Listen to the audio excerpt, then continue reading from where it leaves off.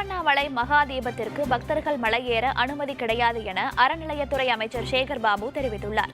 இது தொடர்பாக செய்தியாளர்கள் சந்திப்பில் பேசிய அமைச்சர் சேகர் பாபு 8 பேர் கொண்ட குழுவினர் கள ஆய்வு செய்து சமர்ப்பித்த அறிக்கையில் அதிகமான நபர்களை மலையின் மீது ஏற்றக்கூடாது என தெரிவிக்கப்பட்டதாக குறிப்பிட்டார். மேலும் திருவண்ணாமலை மகா தீபத்தின் போது பக்தர்கள் மலையேற அனுமதி கிடையாது எனவும் பரணி தீபத்துக்கு 300 பேருக்கு மட்டுமே அனுமதி வழங்கப்பட்டுள்ளதாக தெரிவித்தார். நிபுணர் குழு அறிக்கை அடிப்படையில் நடவடிக்கை எடுக்கப்பட்டுள்ளது. அதோடு திருவண்ணாமலை கார்த்திகை தீப திருவிழாவில் 40 லட்சம் பக்தர்கள் கூடுவார்கள் என எதிர்பார்க்கப்படுகிறது எனவும் தெரிவித்தார்.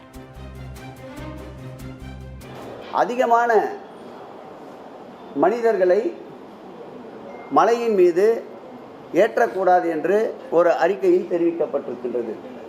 ஆகவே இந்த முறை பக்தர்கள் யாரும் மலையின் மீது ஏறுவதற்கு அனுமதி மறுக்கப்பட உள்ளது.